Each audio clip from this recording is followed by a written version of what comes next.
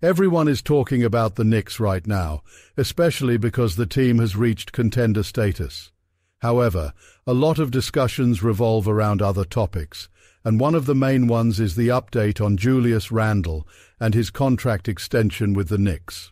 As you know, starting August 1st, Randle became eligible for a contract extension, which is expected to be a 4-year deal worth around $181 million.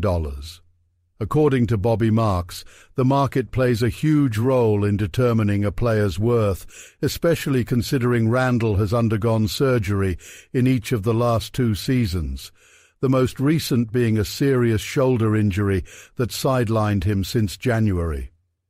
When discussing free agency, Bobby Marks raised an important question. Who is New York competing against in the off-season? Are the Brooklyn Nets willing to spend $40 million on Randle? Are the Wizards or any other team interested? The consensus seems to be that the market for Randle isn't that strong outside of New York. It seems likely that Randle will extend his contract, but the question isn't really if, it's when.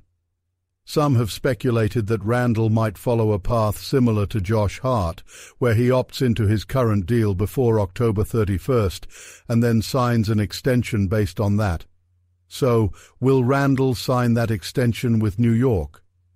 Based on what I've heard, it's hard to make a confident prediction, but it seems to benefit both parties to get something done sooner rather than later. The last thing the Knicks want is to have this situation hanging over the season. It's not just about financials or basketball skills, it's also about human psychology.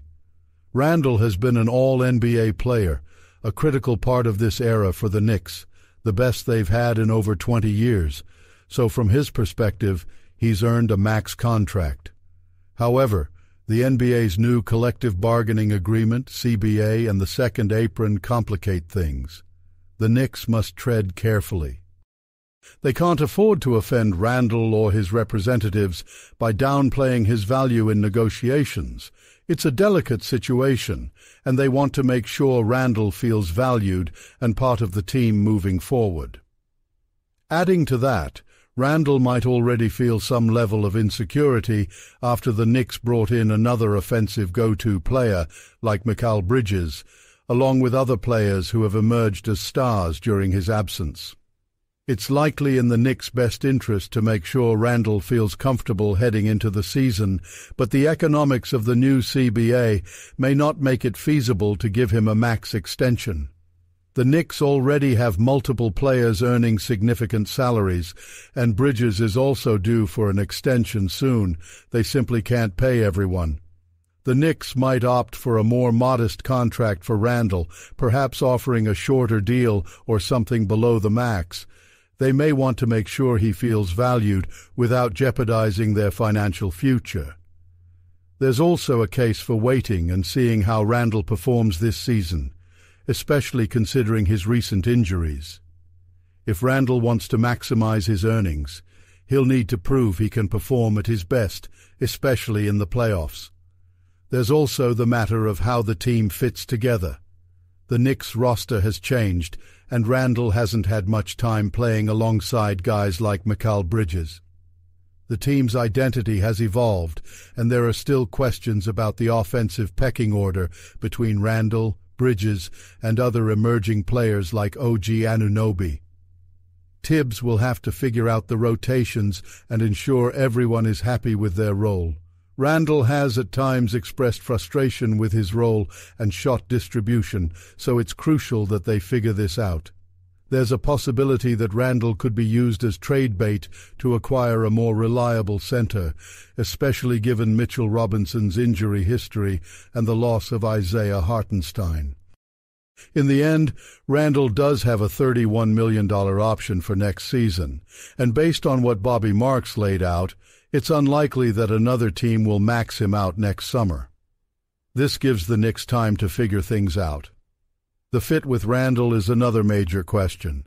When Jalen Brunson joined, Randle was still the number 1 option, but Brunson has since emerged as an MVP candidate. There are many options for the offense now, with players like Bridges and Anunoby needing their touches. How does Randle fit into this? It's also worth considering that Mikal Bridges could take on more of a secondary role, similar to Andre Iguodala's role with the Warriors, where he runs the second unit. The Knicks have plenty of depth, but that comes with its own challenges, and figuring out how everyone fits together will be key. Tibbs will need to balance the minutes and shots for guys like Donte DiVincenzo, who had a breakout season. Ultimately, it will come down to whether Randle can adjust to his role, whether he's the number 1, 2, or 3 option on any given night.